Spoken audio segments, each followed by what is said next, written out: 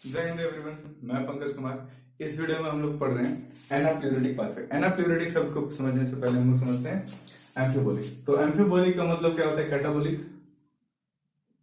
Catabolic reaction भी जिसमें हो और जिसमें एनाबोलिक रिएक्शन भी हो। जैसे कि कोई पाथवे से अगर आप उसको जोड़ सकते किसी भी माध्यम से, अलग अलग पाथवे जिसमें टूटती भी हो चीजें और जुड़ती भी हो। जैसे एक एग्जांपल लेते हैं कि अगर आप ग्लूकोज से क्या बना रहे हो? पायरुविक एसिड बना रहे हो।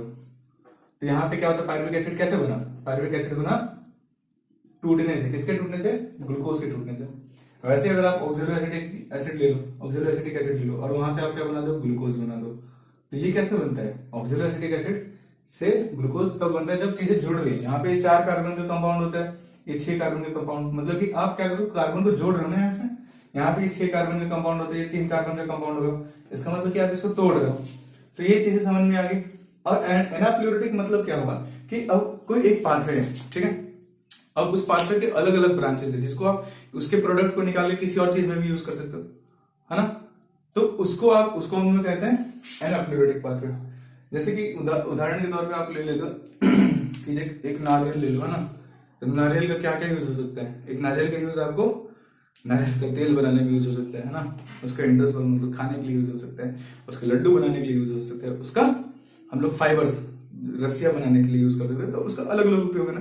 तो वैसे अगर कोई टीसीए साइकिल है, यहाँ पे टीसीए साइकिल है, तो टीसीए साइकिल से जो उसके प्रोडक्ट है, इंटरमीडिएट जो है, उसका उपयोग हम लोग किस किस चीजों में कर सकते हैं, किस किस पाथवेज में कर सकते हैं, वही चीज हम लोग एनाप्ल्यूरिटिक पाथवे में समझे। पहले अगर आप देखें कि ग्लूकोज से पायरुविक एसिड बना, पायरुविक एसिड से एस्टर कोएंजाइम बनेगा और acetyl coenzyme oxaloacetic acid के साथ मिलकर क्या बनाएगा? सिट्रिक एसिड बनाएगा।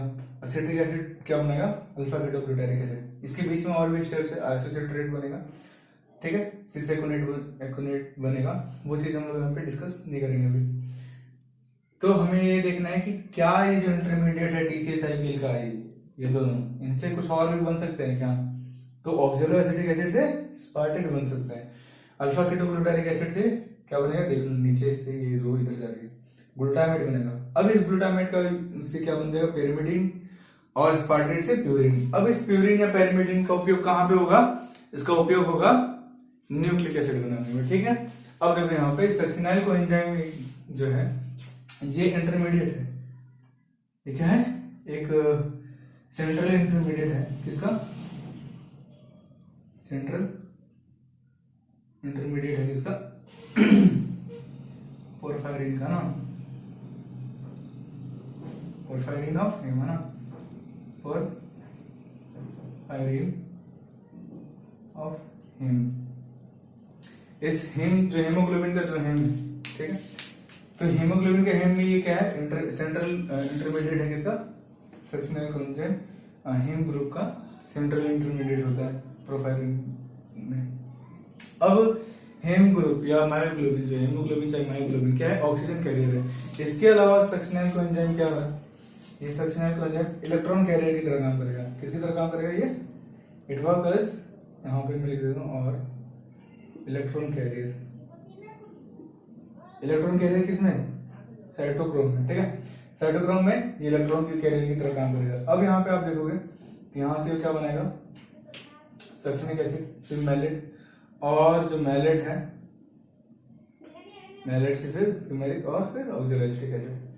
अब सबसे इंपॉर्टेंट जो चीज आपको यहाँ पे ध्यान देनी है वो ये है कि हार्ट और किडनी और लिवर में ये जो पायरुविक एसिड है, ये पायरुविक एसिड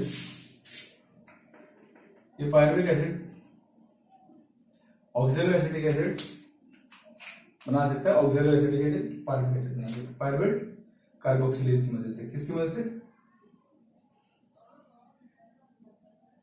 पायरुवेट कार्बोक्सिलेज। अब ये पायरुवेट कार्बोक्सिलेज तभी एक्टिव होगा जब एसिटाइल कोएंजाइम बहुत ज्यादा होगा। इस चीज को मैं अब समझाता हूं। देखो, पायरुवेट कार्बोक्सिलेज के पास क्या है? एक एलोस्टेरिक साइड है, ठीक है। ये जो एलोस्टेरिक साइड है ये इस पे कौन बाइंड करेगा? या इस पे बाइंड करेगा एसिटाइल कोएंजाइम। अगर एसिटाइल कोएंजाइम ए बहुत ज्यादा है, एसिटाइल कोएंजाइम ए बहुत ज्यादा है तो फिर आओ सिट्रिक एसिड बना रहे हैं। और बार बार उसको अब बनाने की जरूरत नहीं है एनर्जी। ठीक, तो अब क्या है, बहुत ज्यादा मात्रा में है एस्टाइल कोएंजाइम में, तो वो कहाँ बाइंड करेगा, वो पायरुवेट कार्बोक्सिलेज पे बाइंड करेगा। जैसे वो पायरुवेट कार्बोक्सिलेज पे बाइंड करेगा तो ये एस्टाइल कोएंजाइम सिट्रिक एसिड के पास नहीं जाने वाला, वो क्या बन जाएगा, वो ऑक्सैलो एसिटिक एसिड को वापस पायरुविक एसिड में बदल देगा। वो ऑक्सैलो एसिटिक एसिड को क्या कर देगा, वो पायरुविक एसिड में वापस बदल देगा, जिसकी वजह से फिर वापस क्या बन जाएगा, ग्लूकोज बन जाएगा। इतनी बात आपको क्लियर होगी। ऐसा किस में होगा, ऐसा होगा आपको लिवर और किडनी में, लिवर एंड किडनी में। हम लोग ने देखा पायरुवेट कार्बोक्सिलेज जो होगा वो अगर एस्टाइल कोएंजाइम ज्यादा हुआ तो वो एक्टिवेट हो जाएगा और पायरुविक एसिड के साथ जुड़ेगा क्या, H2CO3 है ना, बाइकार्बोनेट H2CO3 माइनस के साथ ये जुड़ के क्या बना देगा, ऑक्सैलो एसिटिक एसिड बना देगा। अब हम लोग बाकी एनाक्लोरिटिक पाथवेज देख लेते हैं। यहाँ पे सारे एनाक्लोरिटिक पाथवेज दी गई है। सबसे पहले जो हम लोग ने पढ़ा था लिवर एंड किडनी में, जो हम लोग ने देखा पायरुविक एसिड और HCO3 माइनस जो होगा आपस में रिएक्ट करके पायरुवेट कार्बोक्सिलेज एंजाइम की मौजूदगी में एक एटीपी यूज करके क्या बनाएगा, ऑक्सैलो एसिटिक एसिड और एटीपी प्लस इनऑर्गेनिक फॉस्फेट देगा। वहीं पर heart and muscles, skeletal muscles में फॉस्फेनोल पायरुवेट जो होता है वो कार्बन डाइऑक्साइड और जीडीपी को यूज करके पेप कार्बोक्सिलेज में ऑक्सैलो एसिटिक एसिड और एक एनर्जी मॉलिक्यूल जीटीपी देगा। हायर प्लांट्स और ईस्ट में पेप और HCO3 माइनस जो होगा वो रिएक्ट करके पेप कार्बोक्सिलेज के प्रेजेंस में ऑक्सैलो एसिटिक एसिड और इनऑर्गेनिक फॉस्फेट बनाता है। यूकैरियोटिक या बैक्टीरिया मतलब मोस्टली यूकैरियोटिक में पायरुविक एसिड HCO3 माइनस के साथ रिएक्ट करके मैलेट सिंथेस की मौजूदगी में एक NADPH या NADH यूज करके आपको एक मैलेट बनाते हैं और ये रिड्यूस हो जाएगा, ये ऑक्सीडाइज हो जाएगा NAD प्लस NAD प्लस या फिर NDP प्लस। तो दिस ऑल आर एनाप्लोरिक पाथवेज जो कि हमें याद रखनी है।